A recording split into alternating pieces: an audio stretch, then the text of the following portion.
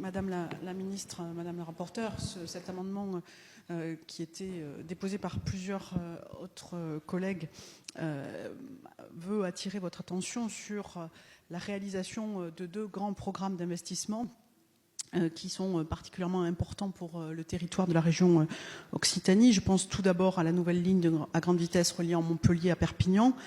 Ce tronçon constitue le chaînon manquant reliant Paris, Lyon ou Marseille à Barcelone.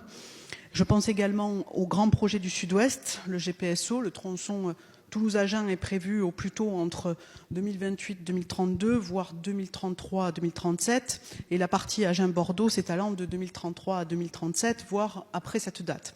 Ces infrastructures sont pourtant cruciales pour le développement de ce territoire. Nous en parlons depuis de très nombreuses années. Or, leur réalisation, sans cesse repoussée, suscite l'exaspération et l'inquiétude des riverains qui ont, depuis maintenant plusieurs années, tous leurs projets bloqués, gelés.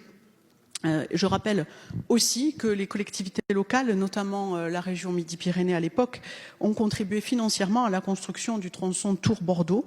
Pour avancer plus vite et permettre la réalisation de ces grandes infrastructures, il est indispensable de trouver des ressources nouvelles. C'est la raison pour laquelle nous proposons cet amendement, mais aussi d'autres dans le rapport annexé sur lequel nous reviendrons, pour permettre la mise en place des sociétés de financement ad hoc sur le modèle de la Société du Grand Paris, EPIC, qui assure la réalisation du Grand Paris Express.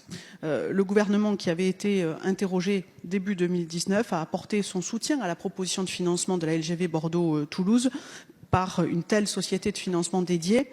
Le présent amendement vise donc à prévoir explicitement dans la stratégie d'investissement la possibilité de mise en place de ces sociétés. Une telle disposition avait été ajoutée lors de l'examen de ce projet de loi au Sénat.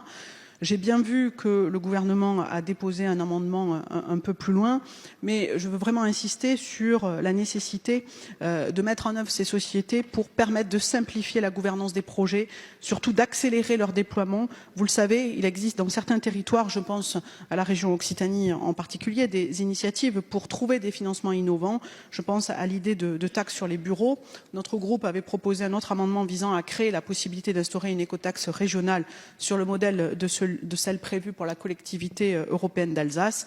Les territoires ont décidé de prendre leur destin en main pour faire aboutir des grands chantiers dont l'utilité publique est reconnue de tous en France, mais aussi à l'échelle européenne. Merci. L'amendement 2335, Monsieur Demilly.